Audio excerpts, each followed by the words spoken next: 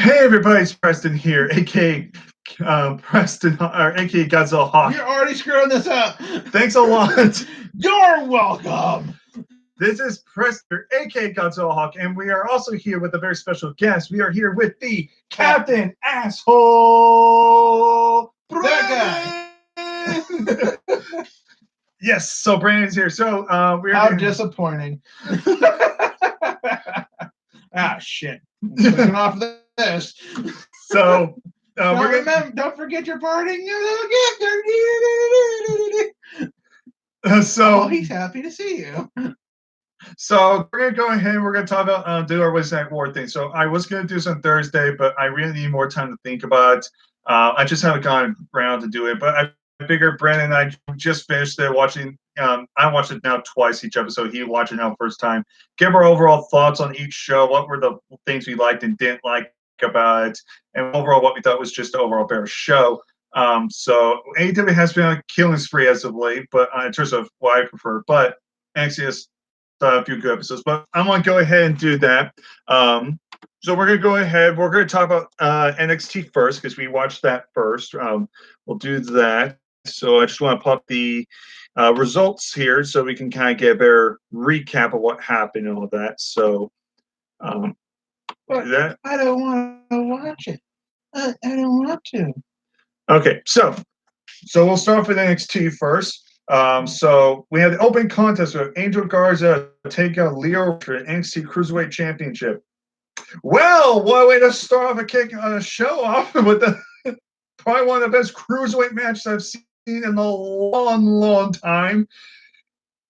The division was meant for NXT. I'm just saying, when it came to the main roster, it was just, you could tell it was slow, no aired. But when you put on Full Sail NXT, it finally gives some breath of fresh air. It literally felt like we were watching a different match. It really did. This match was excellent. I got nothing else to really say about this. This was just countering, fast-paced action. The crowd loved both Lio Rush and Angel Garza. I'm telling you, Angel Garza is going to be a huge that company. That guy has star written all over it, and he put up a breakout performance with Lio Rush. One of the things I did like was earlier in the match, you see Angel Garza going out to the crowd, to Lio Rush's family, and he pretty much strips his pants down right in front of his family. Little stuff like that I love. It's like, you dick. You womanize her dick. Somebody would run off with his jeans. He's in there going, I got them. They're going on eBay. It's like, damn. But Brandon and I, we just love this match. It was fast-paced from the start to the very end. It never slowed down. It was just, I loved it. With Lio Rush's, speed and agility, got Angel Garza's more like, he was a high flyer, but he's not as quick, but he had a little bit of everything, they would say. Obviously, Garza's going to be a heel. Yeah, well, yeah, Garza is a heel. Doing good, so he had a lot of countering, low end countering, but it's good. It makes for good play. TV. Yeah, it definitely plays up, but it's not like a heel to the point where it's like, I'm going to get help all the time. And I always text this, well, he's a heel. They need to have somebody come out and help him out all the time, like they did with Kevin Owens. Like, there's different types of heels. You got to understand that it's one of them can have the coward heel, the monster heel, and Garza is the cocky heel. He can cheat. There's nothing wrong with cheating, but like Brand said, there's nothing wrong with cheating. There's nothing wrong with cheating. There's a heel, but I just hate the fact where everyone always has to interfere every single time because, well, they're heel, so everyone has to interfere. It's like, no, you can have the heel win by cheating but not have help. It's one of the things I criticize, and Brian's even criticized countless times, not just at WWE, but wrestling period, when they overdo shit like that, and he'll be the first one to tell you. But this was basically back and forth, one-on-one match, no interference. One of the spots I like was I think Lio Rush does that low drop kick, spring off the bottom rope into almost like a stunner he does. The first time Garza just snapped him with this great drop kick at the back of the head. It looked awful, but it looked great. Oh, that was so awful, Dan. He's still moving. Kick him. Just a lot of high flying spots here, falls. Brandon actually is a fan of Angel Garza's finisher, you call it the wing clippers. It's basically kind of almost like a backpack star where you hook their arms and you hook their legs around it and you just sit on it like a like I said, like a pec center type of thing. Brandon actually really liked that move a lot. He was telling me about that. The match, like I said, it was just counter. At first, I thought he was going to give him a hug. I was wrong. Easy there, Bailey. Good thing turned something real bad, quick. Oh God, what's he doing? Oh God, so basically, and we had a final hour. He kicked out. We had one more final hour, but then we had Angel Garza get to the rope, but then he pulled his off the rope at the last segment for the 3 count hit and the 3 count hit. So I don't know what happened with that, because if you notice, questionable possibility for a rematch. Yeah, but the thing, if you notice, they never replayed that spot. They replayed getting the pin, but they never replayed him like touching the rope or anything. So I don't know if that was a botch. I don't know if that's supposed to play story, but I see these two go out again. I need these two to go at a takeover show and just be the opener and just say, this is what we can do. Because I love this fucking match. It's one of the best cruiserweight matches and one of the best NXT matches, not just that, but one of the best WWE matches in the company, period. I love this match to death. This was just a hot way to start off the match, and the crowd was into it. I got nothing really else to say. I just fucking love this match. This match was just excellent from the beginning to the end. All I need is we need to see this match. I don't know when. I don't know how. We need to get this match someday soon, because I can't wait. I love this to death. It's pretty bad when the biggest guy in the entire match is the referee. Just want to point that out. Yeah. Besides that, I fully agree. I think this was better matches I've seen in a while. So yeah, so even Brandon agreed. Overall, that was a great match. So we get to this, I believe it was this match, and then we get to the first segment of Little 7. We had Aaliyah versus Xia Li. Nothing really special about this one, just a short little filler match. But the thing that really intrigues me the most is the ending, what happened. Now, obviously, Xia Li won and beat Aaliyah, but Aaliyah had her nose, it looked like. I mean, a nose, or maybe she had a broken face. Well, it was the nose. Something got broke. Something was bleeding. I saw a picture. It was her nose. But weird thing about this, I don't understand. I understand she was bleeding, but I keep rewatching that scene, and I obviously the kick was the last move she hit, but pinned her. But I never really saw the foot coming anywhere near her face. So I don't know if it was one or two things.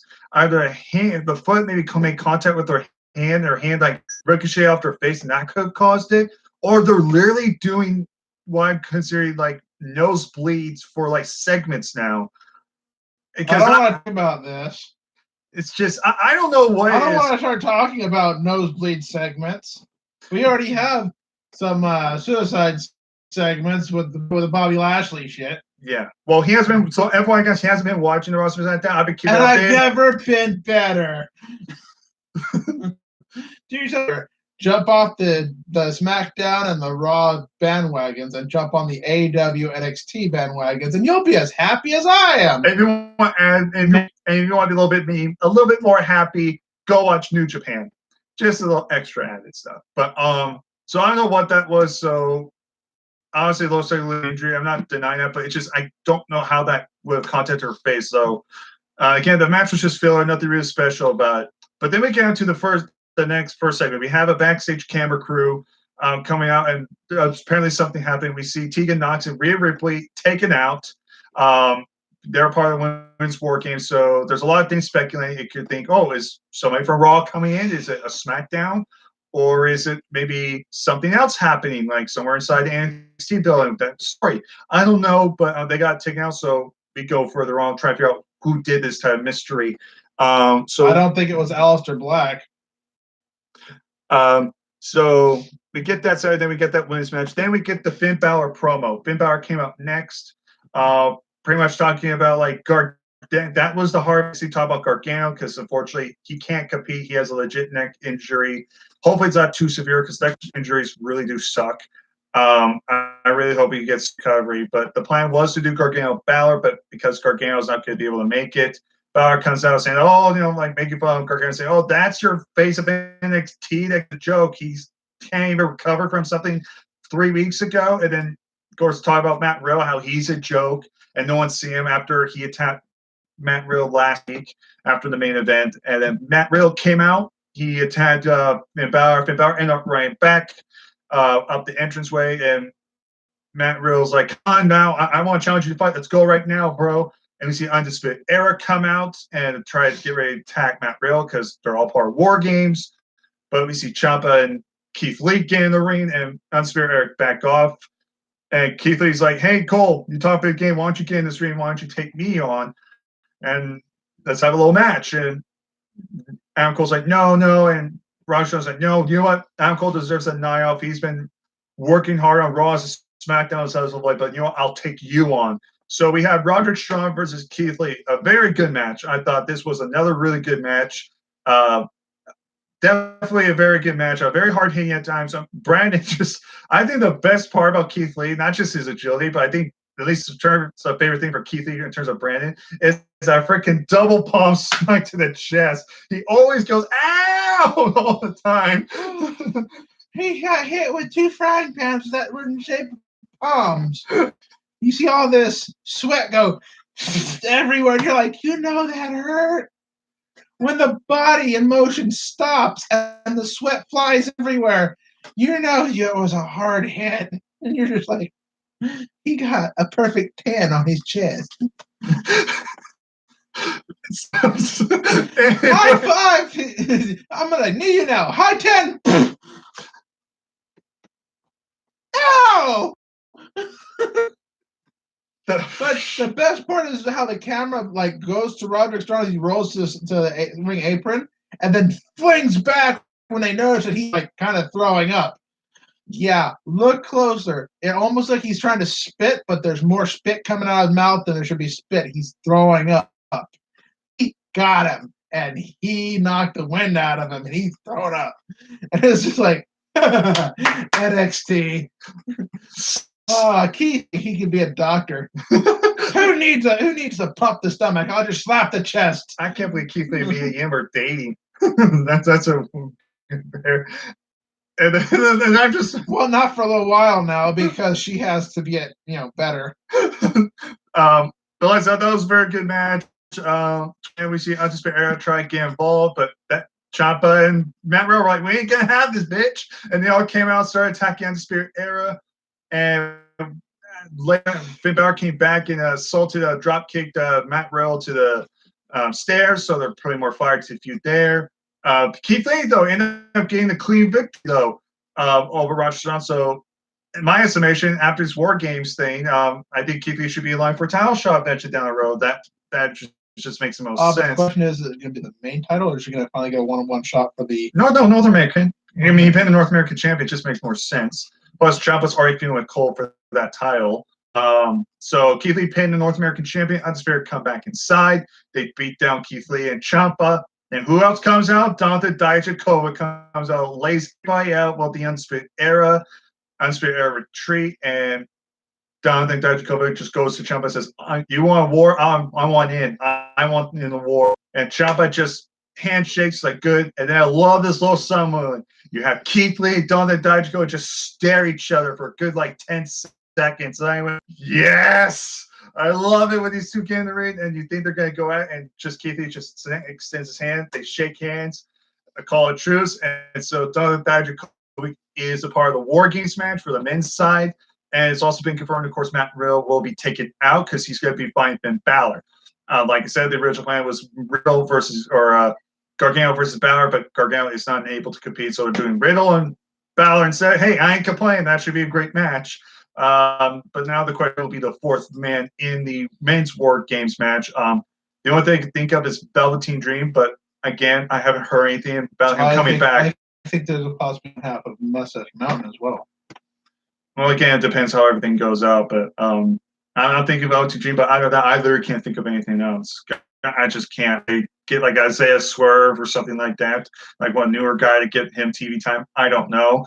But we'll have to wait and see. We'll have to wait until next week. As long as it's not Shorty G. I can't believe. I'm sorry. Every time I hear that name, I want to stab my eyes out. How did they ruin? That's another video for another time. That's what she said.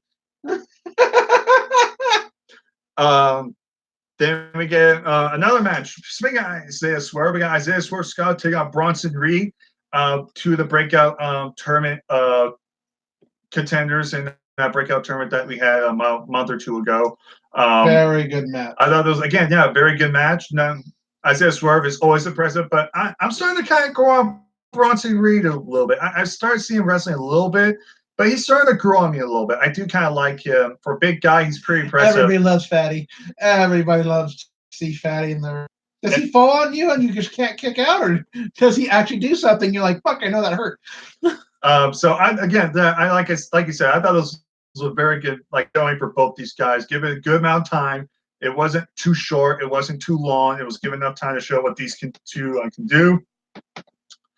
Isaiah basically got the victory by doing that jumping, leaping karate kick the back of head. God, that thing sucks. I would never want to take that. Sure you would. But he ended up winning with that. Show respect.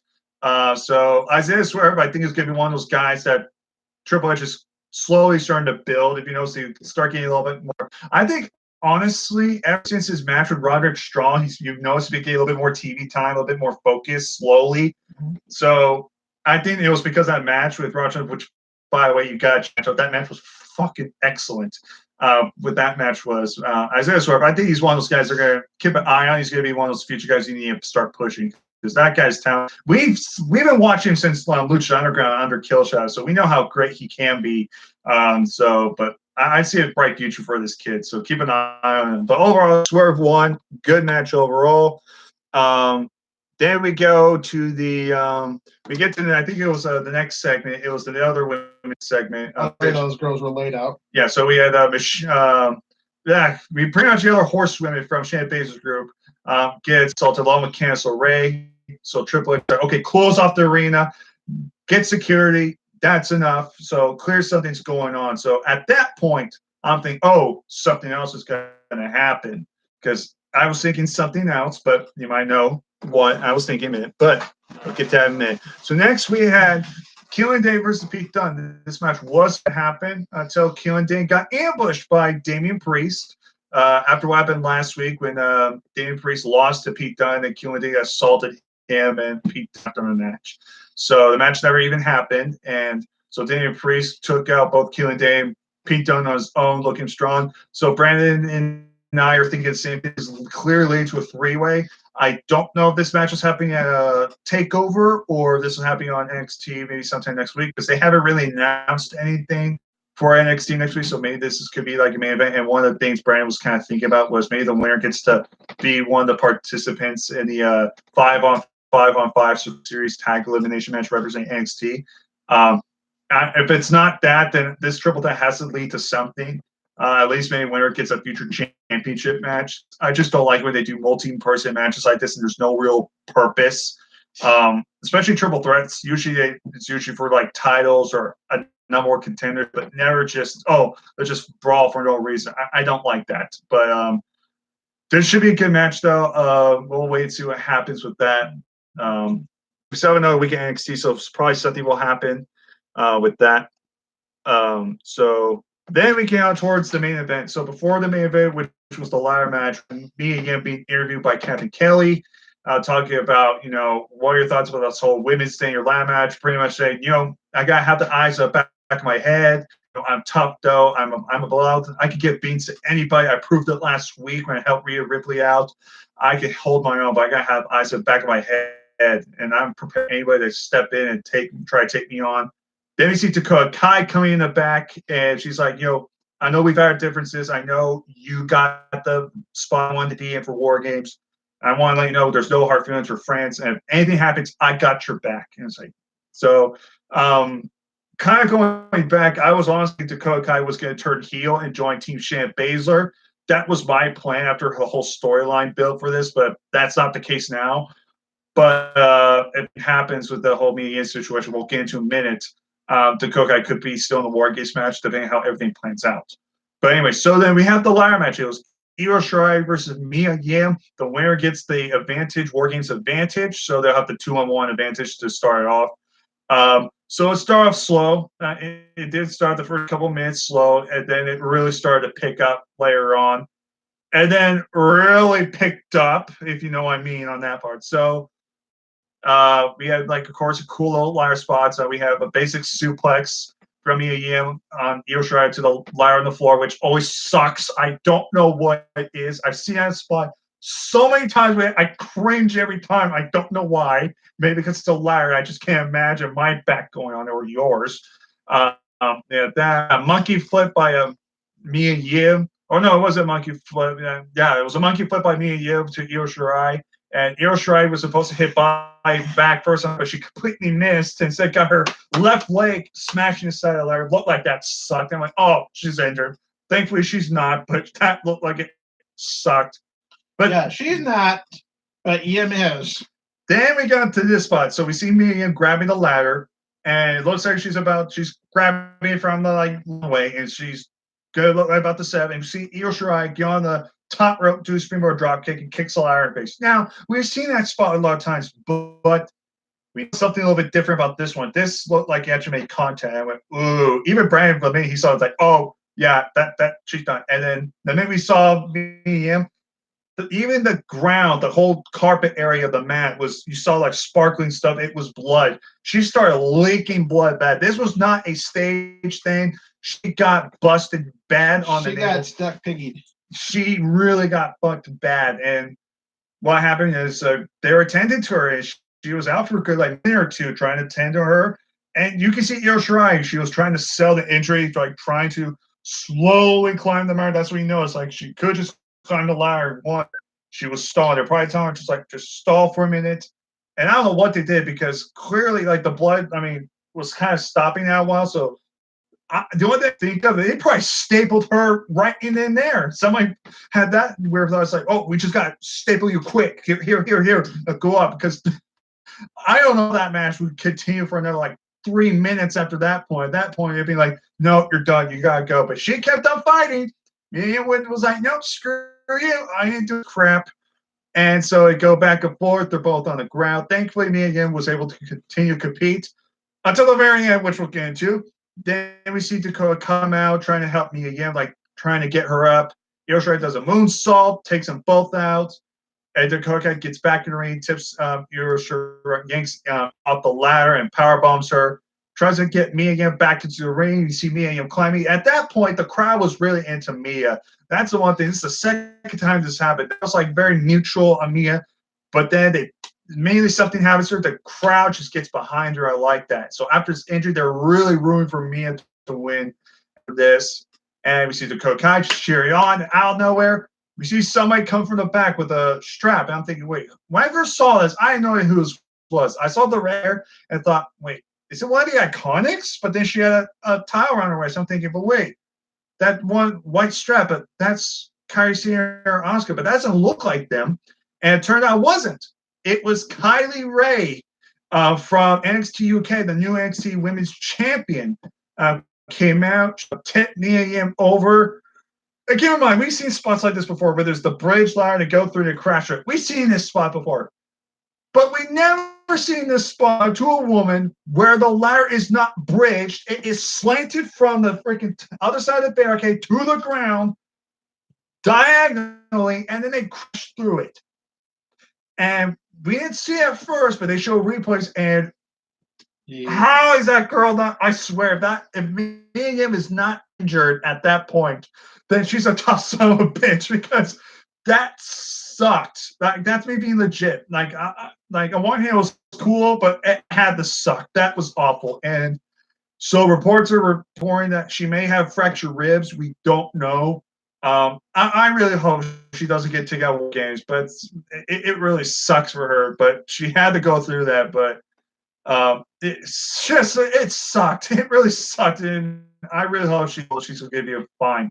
She appeared on SmackDown, and she seemed to be wrestling a little bit, so maybe she'd be all right. But this is the first ever women's War Games. You don't know how crazy it's going to be, and you do want to keep your women intact as much as possible, especially for Survivor Series, the immediately next night. Because let's think about it, a lot of them are going to be pulling double T in a span of 24 hours after War Games. So you got to try to keep your wrestlers protected at all costs.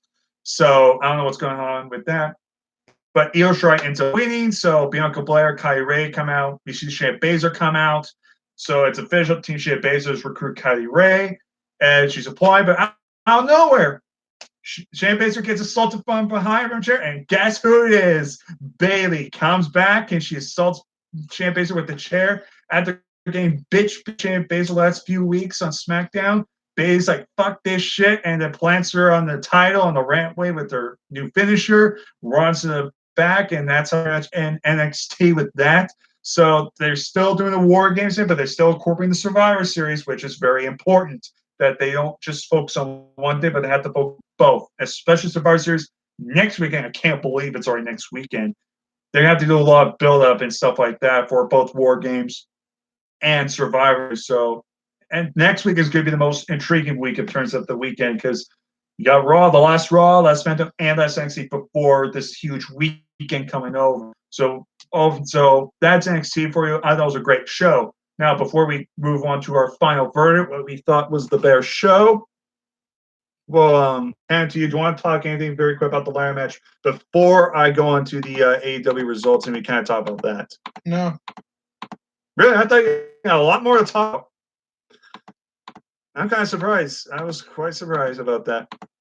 But yeah, so that was that for NXT. So a lot of great wrestling, but a lot of crap. I hope they're okay type of thing. So that's kind of what happens with that. Yeah, that's pretty much what happened. So I'm not going to do everything in order. So we're going to start with AEW. So we do a brief little recap of what happened in Full Gear because this was the show after Full Gear, after the first pay-per-view since being televised. So we had that. The first match we had was Jon Moxley versus Michael Nakazawa. Now, before we get to that, we do a pro package where we see Kenny Omega backstage. He's being evaluated after his match and seeing like, am I able to compete? And the doctor's like, well, we evaluated you. Unfortunately, you're not going to be able to compete tonight or this week. So unfortunately, you can't make it. And then Mega just asks, well, what about Moxley? And they're like, oh, Moxley was beat up, but he's cleared. And you can see the look of unbelievability by Omega. I love little hits like you see if you pay attention to Omega's face. The minute he heard Moxley, yeah, he's a little banged up and he can compete. You can see Omega's like, oh, you fucking kidding me. It's like that guy went through all that pain with me, and I can't compete, but he could still go out there and wrestle. It's like he was pissed. He goes to the back. You see Michael Nakazawa staying there too. He's disappointed. So he's doing this match to kind of bench his friend.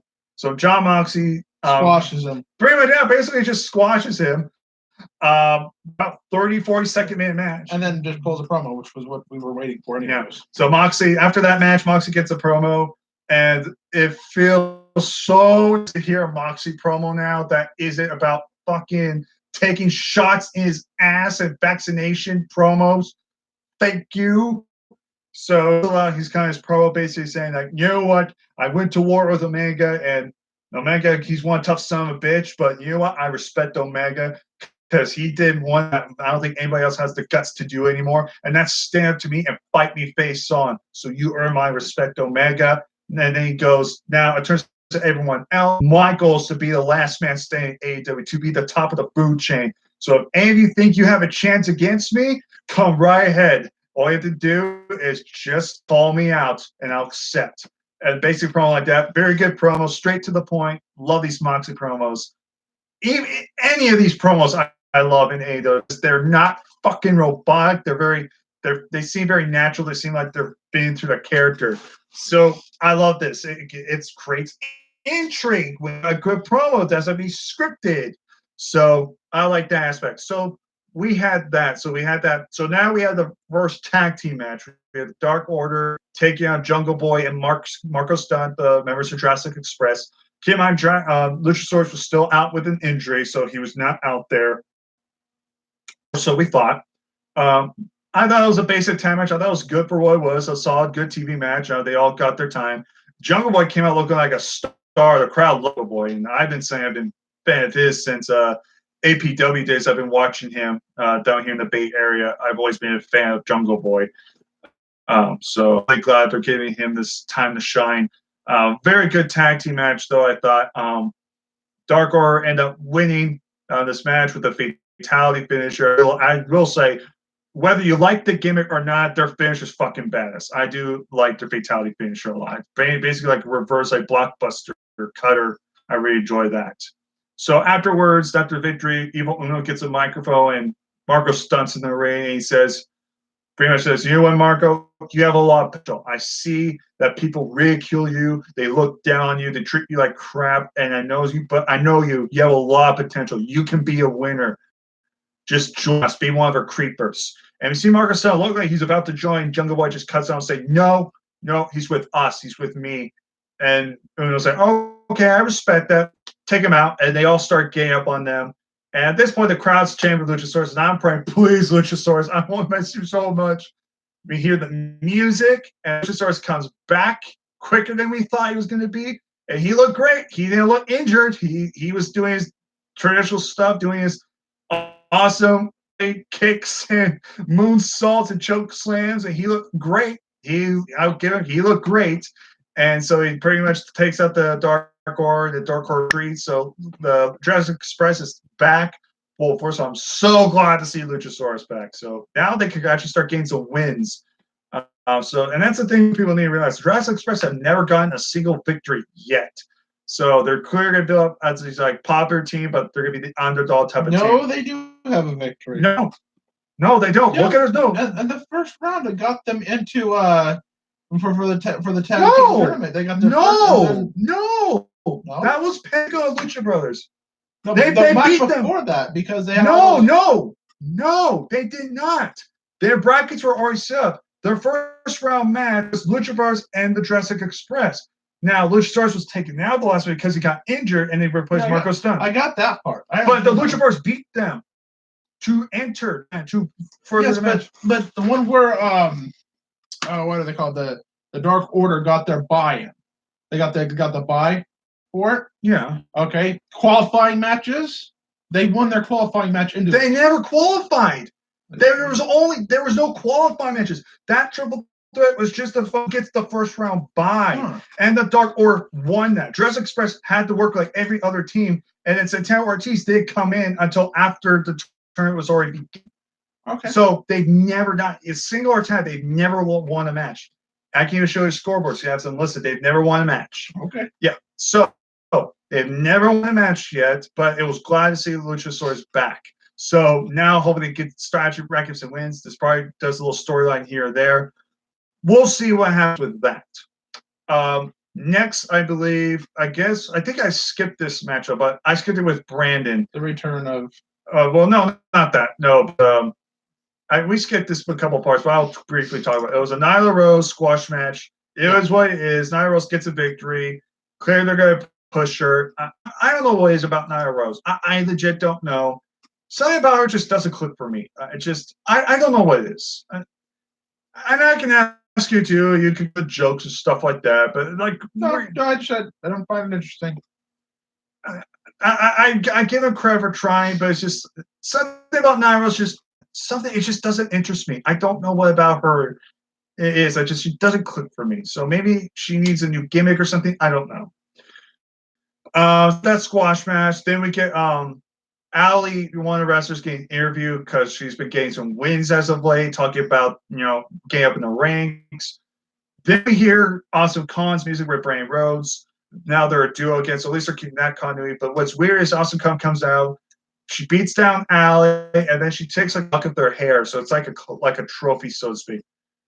So I don't know what's going on with this gimmick per se. I mean, I'm glad Awesome Khan's back, being on TV more often.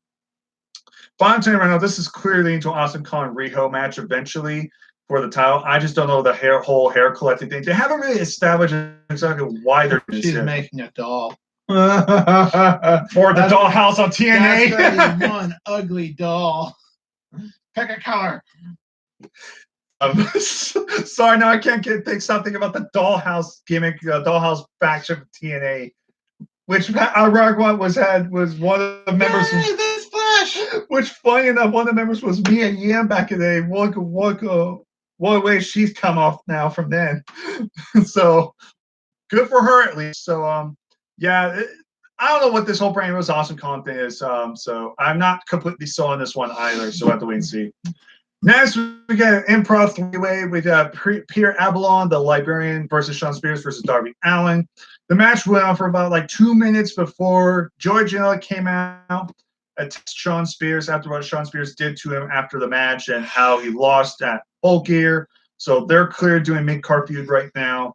Darby Allin gets the coffin up in on Pierre Avalon, and then he gets a microphone and just says, John Moxley, I accept, and the crowd erupted, and I had the biggest shit-eating grin on my face. I went, oh, I can't wait for next week. Darby Allin, John Moxley, sign me up. But here's the thing. It's still scheduled as a singles match. It's still scheduled as a 1-1 match. Just because it's 1-1, don't be surprised if they start pulling up extreme shit. Just saying. Just saying. Keep your eye on that match next week. I'm excited for that match. The triple threat match itself was just filler, basically, for this promo thing. Nothing really special. But Darby Allin gets a win, which again goes on his record. And now he's probably gonna have the biggest match since Cody Rhodes. Now he's gonna fight Moxley. So that's another testament. I'm gonna say this right now. Darby Allin is, whether you're a fan of Darby Allin, personally or not, we're fans of Darby Allin. We're talking about the masses.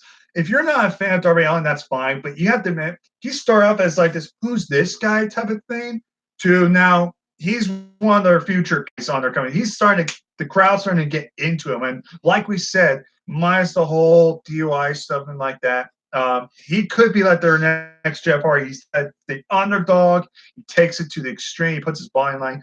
This guy's 22 years old. He's doing all these bumps and crazy shit. It's like, how's this guy? This guy's gonna die. He's gonna be old. He's gonna be in a wheelchair. Just you mean in the Acme Iron Lung? Actually, that's a good point too. So Darby Allin, John, and they're just pull it down down the ramp with music as. I don't sleep because I don't sleep because the machine makes too much noise. Oh shit! Darby Allin still wins the world title. And I just see, like, if you were to animate that, I could literally see him in the Acme Iron Lung on the top rope, still doing the casket drop. Fuck! He's dead. I think he was. So Darby Allin again, 3-way match was for what it was, but the real highlight was just Darby Allin getting like announced he was fighting Moxley next weekend. Fuck yes! I don't know why they're giving that match away on free TV. That should be a pay-per-view match. Just let them go all out. I'm killed for that match, but someone's gonna die that night. Let's just put your boner away. Oh, like you don't I'm get, not gonna die. Yeah, keep your boner, your pants entertaining anime stuff. I don't have to. Touche. Anyway, so I don't review what I've watched. I just replay. So before we get on to, I would say easily the best part of this show, which was the segment with Jericho. No. Oh, no, because you still have Pax fucking. No. Let me go. Oh, okay. So before we get to that match, yeah. Before we get to that, now I did fast forward this part, so Brandon didn't know this, but they did announce another match for next week. I want to explain this. So apparently, we are getting a 12-man battle royal next week, and so in the last two remaining will square off in a 1-on-1 match, and the winner gets a ring. You heard that right, a ring. No secondary title. So already, I'm going to say this right now. Unless this ring gives you some sort of magical powers like Lucha Underground or a championship opportunity in the near future, I'm sorry, this thing's shit. I don't like this whatsoever. I don't. They never even elaborate on it. They just said 12 participants battle royal, winner gets a ring. And I'm like, okay, but what's so special about Rain? So I really hope that God, by next week, they explain. Next Green Lantern. Great, we have hope. Oh shit! Look at what it looks like. Winner goes the Ring of Honor, and becomes irrelevant. You got yourself a one-way ticket to Raw. Although Jobberville. That's okay. But you have a ring. Came straight out of the Cracker Jack box. You remember those rings too? I remember those little toys too. The ring thing. Oh my god! You get well. That's just that. Every time you open up to your guy to get the ring and get like a little cheap toy and stuff like that. You bring in box just to get the toy. It's just like this little cheap little plastic ring. It's according to the numbers. It's USUC DK. Fuck. This ring right now has more value at that point. It's not even a ring. What? Did they at least show the fucking thing? No, it's just they just announced it. You will get a ring. That big that was. You get a What ring. the fuck are we supposed to wrestle for that for?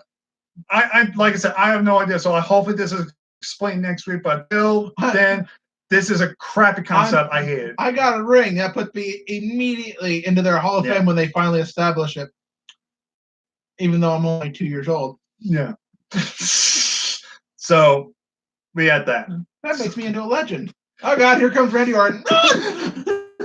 Then on to the best part of the entire show. It was the segment. We had Jericho come out with the AEW Championship, pretty much glowing about how I beat Cody Rhodes and I'm all that great. Nashville sucks. And doing the whole typical Jericho stuff we love. And then we see we hear Cody Rhodes' music hit, and we see the entrance. And of course, MJF being a fucking prick that he is. We love to hate him. It's just mocking the entrance. Comes out and explains this reason why. Basically saying Cody Rhodes was the real bad guy here. He only used me to get himself to the top, and he thought I was just an easy stepping stone. But I'm not taking this crap no more. I stood up for myself. Cody Rhodes is a selfish jerk, and I did exactly what I was going to do. I'm here to be the next face of the AEW roster and entire company. And going off, and MJF's just fucking great on the mic for his age. He's fucking awesome. And again, it's like a cliche. It's like, how many times can MJF cut a great promo? Well, he has not yet cut a bad one. So it's like a V trigger for Kenny Omega. You're going to get one. So then we get the friggin' stare down with Jericho MJF, and MJF going, so I heard a rumor you want me to join the Inner Circle. Is that true? And Jericho's like, really? Because I heard a rumor that you asked if you could join. And they're going bantering on and off. MJF's like, it sounds like you want me to join their Inner Circle, jerk. Sorry. And I fucking died at that point. Like, oh my God. Fuck him. I can't help it. I love the Inner Circle jerk. Loved it. And then Jericho's like, you kind of remind me of myself. You have a tie. You have Wheeler like nicknames. We're both handsome. But it's quite ironic because I feel like you're like 23, 24 years old. It feels like one day your parents got really, really horny after watching one of my matches from WCW against Hugo Guerrera. And then like 9 months later, your little self like popped out of your mom. And Brad and I were just looking at her and laughing. Like, did you really just say that? I love this. I can't get enough of this. I loved it. So, and then they keep going back and forth about your circle thing, and then they go, you know what? Enough of this. You're the real promise. Yeah, you know who the real jackass is. You know the real guy of freaking the promise around here. 1, 2, 3, Cody Rhodes, and they just start laughing. Brandon called that too, but we all laughed and they started hugging. And then we see Cody Rhodes come out. He's livid. Doctors are telling him, you're not medically cleared to compete. You don't go out there. Don't go out there. And Cody Rhodes just ignores him, runs down, beats them down, gets Jericho out of there, and starts beating down MJF until we finally get the debut of Wardlow, who's been making his debut promo vignettes on the back in parking lot like that. So now he's finally came back. It looks like he's going to be the muscle for MJF. So he takes out Cody Rhodes, starts choking with Wardlow's own tie. And so it looks like MJF is going to be, obviously this feud is going to be a brawl between MJF and Cody Rhodes. So it looks like Wardlow's going to be the muscle man. So I think that's fine for a first start. It's slowly kind of build up, kind of like they did with Alex. It's going to come down to if MJF actually joins the Inner Circle or not. Yeah, because at this point, I don't think he did. I think that was a lot up there doing with Finn Balor. He's not joining. It's just like, is he going to join this group or that group, or is he doing his own thing, or is he going to do his own stable? It looks like he's stable, like literally Power Club. Yeah, because Wardlow would be basically the offshoot for the Captain Lisp. Yeah, Jake Hager. Yeah. So, yeah, I think MJF, they're just doing like they did with the Miz when Miz had like Alex Riley in his corner helping him out, the big guy, just to help elevate him more. So I think that's what it is. I would have said Christian. When Christian had the big guy in his corner. Big. Oh, tall, Tyson There Tomko. you go. Oh yeah, Yeah, like it's oh more yeah, like that. oh yeah, It's a something- lot more like that. or because, Shawn Michaels with Diesel. because he's supposedly getting put into the main card title. So the main title. Basically, So- it's what we call it the Shawn Michaels Diesel effect. Yeah, Shawn Michaels the mouthpiece, the guy at the center, and then you have the big tall guy helping him out, taking care of the problem, stuff like that. The foot that goes up the ass. That's the basics. So I'm fine with this. I wanted to give this a chance. Plus, MJF's just too great of a character. He's always going to keep things interesting either way. So I just thought the segment was excellent. I loved it. I laughed. It was great. The crowd ate it up. It was just great. Then we move on to the next match. It was Pac versus Heyman Page and the actual rubber match, the actual final match, hopefully. But after what happened in the ending, it could go either way now.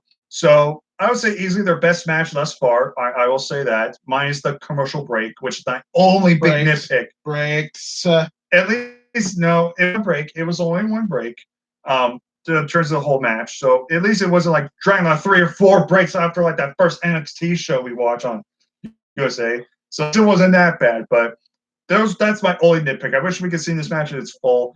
I say that easily their best match. And I like this. They did a lot of spots where previous matches came. Like they had the low blow spot, that how Pac won his first match.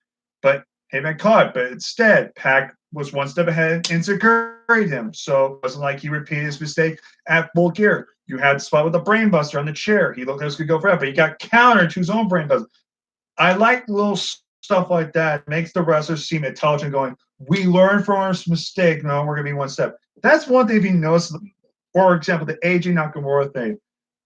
AJ always got kicked in the nuts and never learned. Yeah, he never wore a cup. And it's like he still got his nuts kicked. I'm like, how are we supposed to feel bad for you? You're stupid. Wear a cup. We don't feel bad for him. We feel bad for his nuts. And poor bruised welter bags. He's got a purple punching bag now. He's I'm getting it drags on the ground. Too many guys kicked it. So my styles are just shrinking. So, like I said, I like that little touch of storytelling there. So basically, the ending of the match, we see Heyman get kicked in the face, and Pac just continues stomping on the face, just swinging on the head, stomping on the head. Referee's like, knock it off, back up. He's hurt. Like, keeps stomping, knock it off.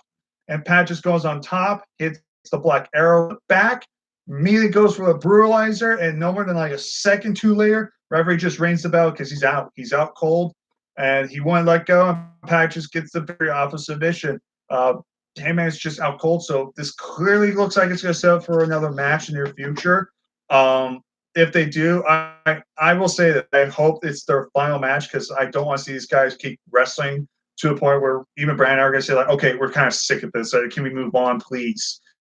So if they're going to have one more match, make that the final match. I don't care if these guys are in a 3-way with Jericho for the world title or something like that, or in the finals for hopefully mid-card titles. I don't know what, but I don't mind one more match. But at that point, it needs to end. We need at least a break from these two for a while.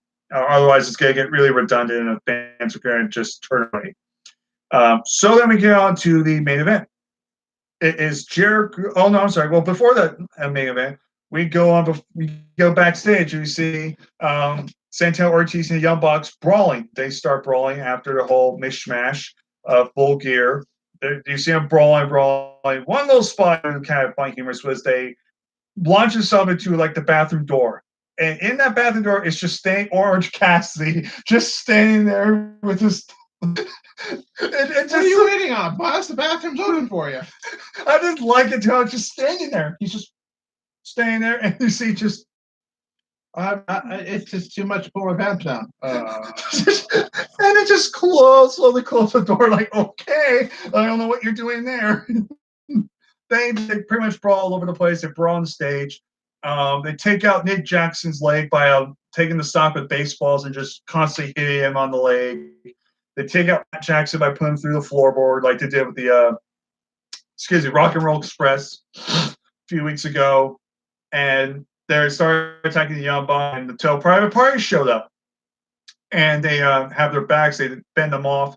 So it has been confirmed that Private Party and Sexys will be having a match next week. That should be a good match. And of course, Darby Allin and Moxley is also confirmed for next week. Yes. So fun little thing again, puts more story, puts more into this in the feud going forward, which Brand will always say it's always nice to do these feuds. And we go back to what we're talking about, like Seth Polk when it comes to SCU winning the tag team championships first, how they're feuding with also the Lucha Brothers. So they can now add feud to the fire, to the tag team division to make us care. So maybe when they do Santana Ortiz next, they're a Rory Red Hot heel tag team, and it'll be more, and they could get that build to a rivalry. Maybe say that Tan Ortiz win eventually, and then maybe Yomos go fight them, and their feud continues. So there's a lot of stuff they could do with that. And that's one thing I do like that you did mention. I want them to face a freaking Lucha Brother.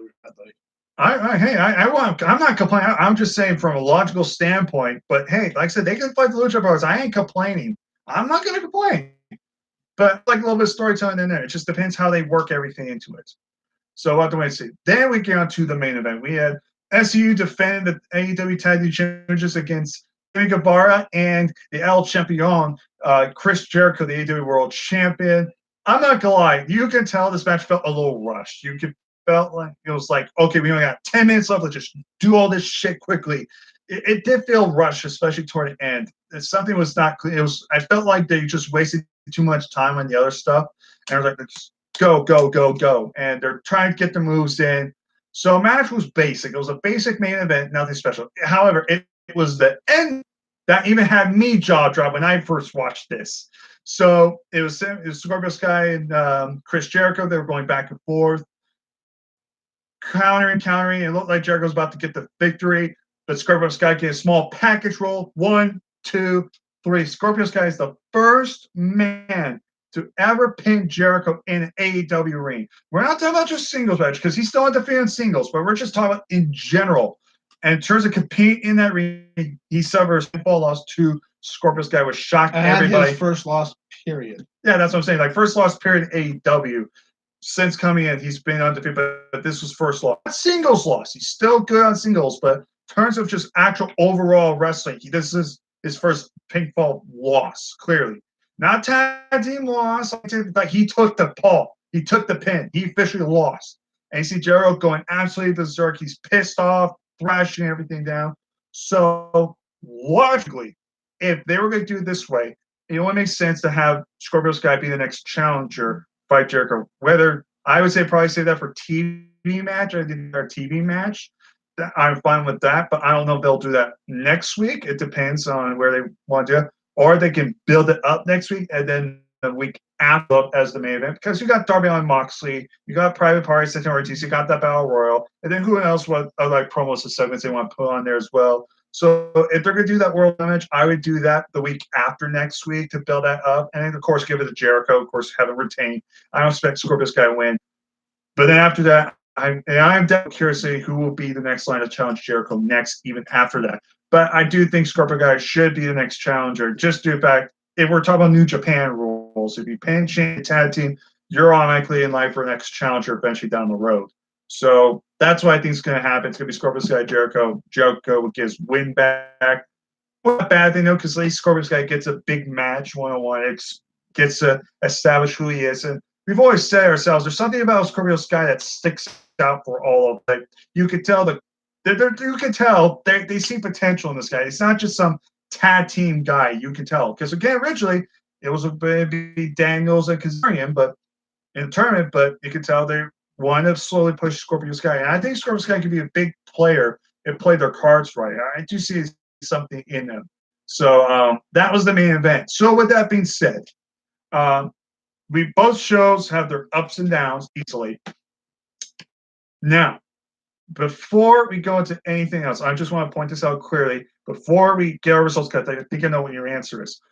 If you look at AEW, in terms of match quality, I thought match quality overall was solid and good, but I thought the build-up and mic skills were easily the best parts. That's what AEW needs to do. It needs more mic time, more character work, because this is a new – you need to establish who these guys are, and having these guys get promo time, mic work, promo VX, that's going to help build up your brand and get more viewership. However, you have a few of those promo segments in there, but you have a lot better quality matches in terms of that. So it's really kind of hard to decide because both these shows kind of have their kind of like the other didn't have type of. I think you know what I'm saying. They had the adventure one or the other, so that's how I see things. It's a little different. But I'm gonna lay this to you, and I'm gonna keep going. You were already on a roll. no. So I'll let you choose overall from what you saw on the show, from the segments, match. Which overall show did you enjoy the most, and why? Okay, so I'm just gonna explain it first, then I'll tell you. AEW's their matches, there's a lot of them that we just skipped. There was not anything really special to them, but there were promos, like he said. Big thing was the promos. Promos. If your company's going to be awesome, you can't just base it off of promos. Otherwise, eventually you become a soap opera, or as we like to call it, the WWE. So, make this quite clear. I love the show for AEW. For what I was enjoying it, but it made me excited for the next show. Not for this show, for the next show. It definitely had better promo. No questions asked. It's some of the best promos we've seen in years now. But NXT has better matches, and they're doing what they can with for the promos, reducing what you see. There's a lot more physicality in it. I think their matches were, in fact, better, period, because I'm talking about quality of match, not epicness of, oh, this is this guy's first loss type of thing. So in terms of a show, I was better fulfilled by AEW because it was more entertaining on the fact that I was entertained with the mic skills. Mic skills are always more entertaining than the actual matches. But you can give a guy with a mouthpiece a microphone and have him lose matches every single week and still say that was a great show. Or you can see innovation to its prime, which would be NXT. So they're pretty damn on par. I believe NXT was a better show this week by just a little bit. Not by a noticeably large margin, but by a little bit. But the big thing that really made it for me was the simple fact that they both achieved something equally. They both made me excited for the next show. War Games. NXT is making me excited for the next show and to see what's going to happen the following weekend, next week's weekend for War Games. I'm excited for shows to see what's the finality for the show, what's the last few pieces of this and that, because it's like, wow, what else can they do? And how are they going to pick each other apart?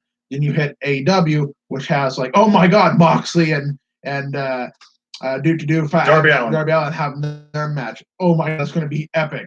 You're seeing matches that you're excited to see about. You didn't get them this week. You just got the branch that leads up to the trunk of the fight, and you're just like, oh, I got teased with this week, and now you're going to get next week. Gotcha. They have to line it up. NXT had matches, had physical conflict and altercations, and that's how they line up the excitement for the next match. AEW has the talking skills, which lines up their matches for the next week.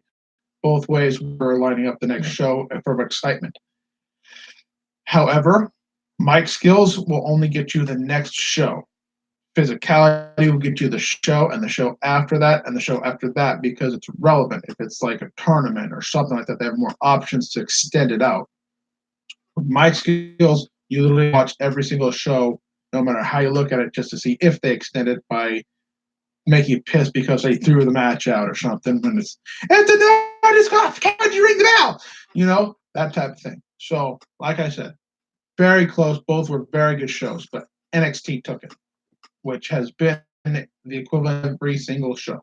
So NXT took this one. Not by a large margin. Their differences are equalizing, but NXT still just a little bit. Maybe not. Maybe like, but it's still noticeably there's a hair there.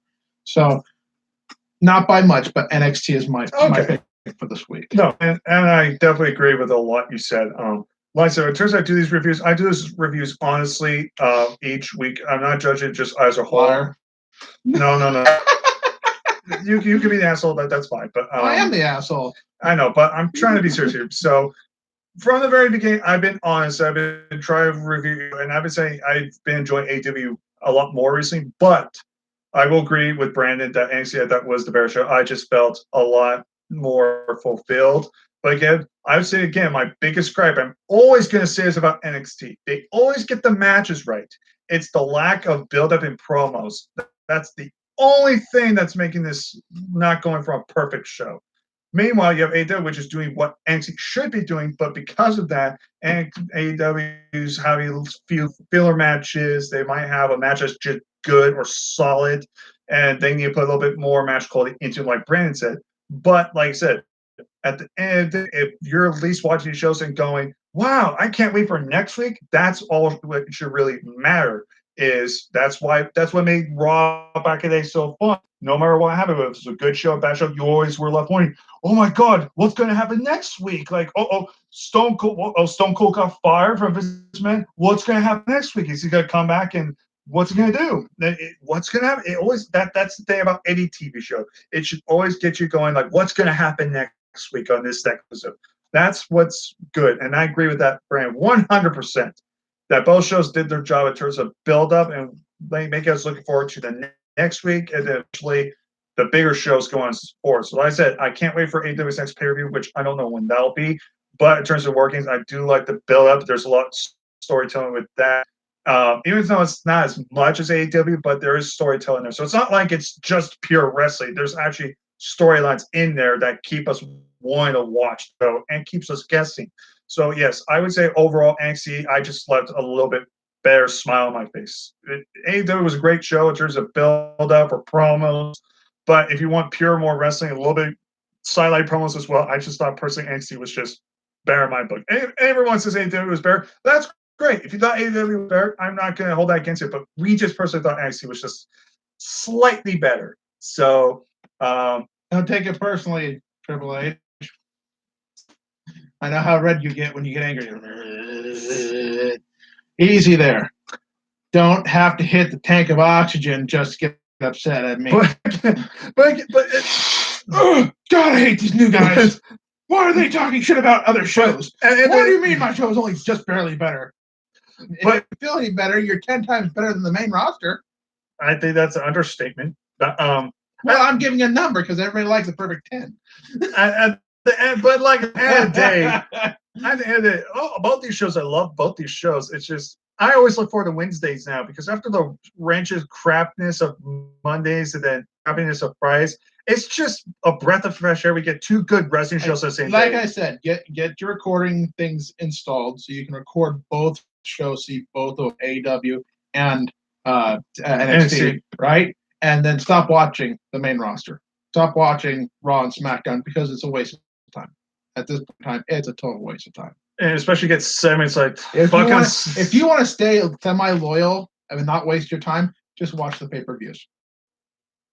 Literally, because they're not really cutting good promos. So you might as well just watch the pay-per-view and be like, oh, that's what they're doing? Because the surprise might add value to the match. Because those aren't. And like we said before, this isn't back in the day where it's just WWE and then that's it. You have so much different wrestling out there now that you don't really need to just watch WWE. You have tons of wrestling content all over the world you can easily watch now. You got NWA, you got Impact, MLW, New Japan, NXT, AEW. You got so much shit. It's not even funny at the point.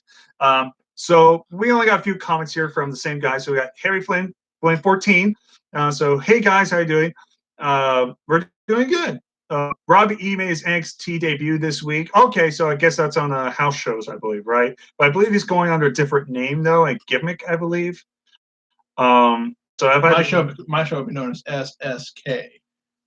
Scrotum Shit Kickers. Yeah, let's see how that one kicks off. I love this one. You'll love this one. Winner of that Battle Royal gets to be the Green Lantern 2 with Ryan Reynolds. Does Deadpool shoot him too? Still my favorite end credits scene ever. Don't worry. You won't have to worry about nothing. They're gonna sew your mouth shut. It's gonna glow green, and you're gonna talk your ass. Or AJ Lee to me. Oh, okay. Oh, you're talking about like the little person mouthpiece with the big tall person. Yeah, AJ Lee to me. Yeah, another example. But that's the women's division version of it. But at the same time, that's also a newer age version. We're trying to trying to pick out an original version of it. But yeah, close enough. Or Basically, whatever. small guy with the mouthpiece, but then you got the big taller person that's like the bodyguard. Yeah, but in this case, the taller person doesn't botch and hurt other people and has a future and not a job. Unlike Diesel, who just always like tears his quad every 3 seconds. Quit touching my quad. Hey. If you're a big guy, you know you're not supposed to spend that much time in the hot tub. It makes your quads extend and relax, and then you go do something stupid like, oh, I'm trying to wrestle. Go to kick someone in the face, like, oh, my ankle, oh, my quad. Yeah, it's not flex right. You gotta cool it down. You probably should have iced his quad before he actually wrestled. Seriously. But like seriously, your whole leg in a vat of ice. If Brock Lesnar can jump into a tub of ice, well, actually, that just means no brains. Hey, look, ice, whee! Well, I call it training. I'm like, blue ball service there. Hey, John Cena said best. We cut that promo on him on that. Here comes Brock Lesnar. Here comes the thing. God built me strong. Forget to give me brains. If he wanted to impress me with that ice tub training shit, he'd have gone in head first, upside down, and just stayed underneath me like. I still can't believe you remember. Watch his little chicken legs flipping. I'm surprised you remember that build-up of when he was building up to fight The Rock. Yeah, well, this is how he trains. This is how hardcore he is. Look at him. He lifts a tree log and goes running on 10 feet and turns beet red and cuts the scene. You're like, he died. He got a heart attack. And then goes straight to the tub scene where he jumps in the thing and he's like, I'm like, this is the most I've ever heard him speak in my life, and he's just yelling. And you're just like, his face still turning red. Why is it every time he does something, his head turns beat ass red? I have no idea. And it's just like, or here's an idea. Why are you having a heart attack? Or here's a better idea. What's the matter? They didn't put the steroids into your heart muscles? Or here's a better idea. Why is Brock Lesnar every time like beats down, gets advantage, and every match out, he always has to do the. How about this one? How come Brock Lesnar's upper body looks like he's been working out, and his lower body looks like he doesn't work anything? His legs are like chicken legs. His arms are like this big around, right? And he's got chicken legs. And his legs are like this big around. I'm like, I got bigger calves than him. What the fuck? My calves are bigger. All I do is work and walk around as being a fat guy, and I'm bigger buffed in the bottom half. I'm like, oh. I just made a bad joke about that his wife's going to want to kill me over. But anyways. I'm sorry I wasn't going there originally. I swear, but I don't really fucking care. But anyways, so we're going to go ahead and end this video off. So in terms of what's going to happen, I'll do my Wednesday Night War thing by myself next week after AEW and NXT, give my thoughts about that. And then Brandon and I will be doing a review on both War Games, and we'll do a review on Survivor Series. But there won't be any live reactions to either show. So stay tuned for next week. We'll be too busy doing crack. What? We want to see what is to actually see competitions through Jeff Hardy's eyes.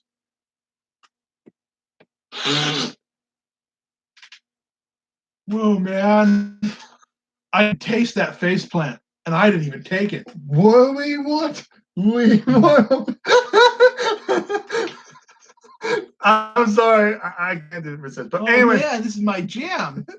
This is everything. It's awesome. This is Keith Lee's music. What the fuck is wrong with you? Oh. Not bad. Not bad. Our truth.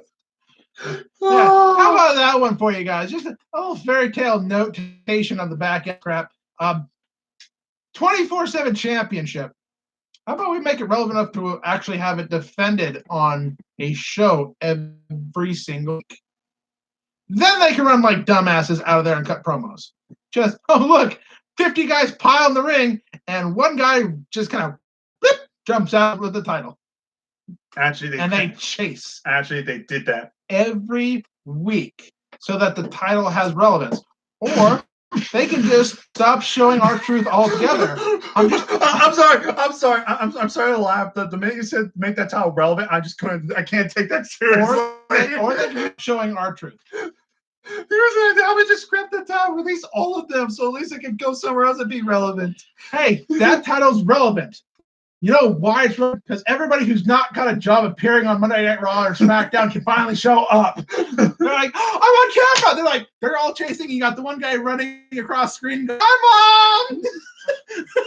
You know, finally, he got 2 seconds to say hi, Mom. Thank God, my boy's on TV. He's famous. And still can't win the 24/7 championship. Anyways, we're gonna end this off. So we'll see. He tripped me. Slid underneath the ring. So I don't know what will happen. So in terms of like I said, next week we'll do a War Games and Survivor Series review. We'll give our thoughts about that. Next week there'll be a Wednesday War, and then maybe tomorrow. I wish someone would already like comment on who they think is going to be the 4th member of Ciampa's team right now. I've been waiting, and you guys have disappointed me. Why have you said who it should be, or what their options are, what it should happen to be? Why haven't you said anything? Who's the 4th member of Ciampa's team? Sorry, he's still thinking about that movie Golden Compass. That still pisses him off to this day. I know that's your favorite Seriously, movie. We've got like 4 people on this thing at least, and none of them are like, oh, it's going to be a chick. Anyways, with that being said, tomorrow we might maybe do another video, maybe Q&A. We'll have to wait and see. What if it's CM Punk? Did you see the look on his face? Don't get me started on that. From like, oh shit, to wait a second, that would be interesting. Don't even get me started. You know where Survivor Series is taking place this year, right? I don't care. CM Punk. No, it's Chicago. That makes perfect. Here, let me interject this part. Okay, CM Punk hasn't been on NXT ever. No, he's been on NXT, but he's never like been there since day one. But he's wrestled there a couple times. Really, I didn't know that. Yeah, no. One of the more infamous matches he teamed with when he was WWE. He teamed with Seth Rollins, who's NXT champion, against like Sono and Cesaro one day. You can find it, I think, on YouTube or NXT on the network. But so he can actually backtrack in NXT. Can't we just get Aleister Black back? Well, Aleister Black is injured at the moment, so I know that one, surprisingly enough. But hey, they were going to get CM Punk and get the reins up for about 5 seconds. Oh, great! We're tagging with a guy that loses quick. Anyways, so that being said, all jokes aside, give us your thoughts. What you thought was the Bear Show. We'll see you guys maybe tomorrow for Q&A, and then definitely next weekend. You're never going to see us again. You guys, go yourself to cue ball. Are you talking about the fans, the people that made the Golden Compass? Oh, it's the same inner circle. I see what you did there. Outer circle too. Did you want to join? They like to skirt the ring. Did you want to join the inner circle? Would you like this ring?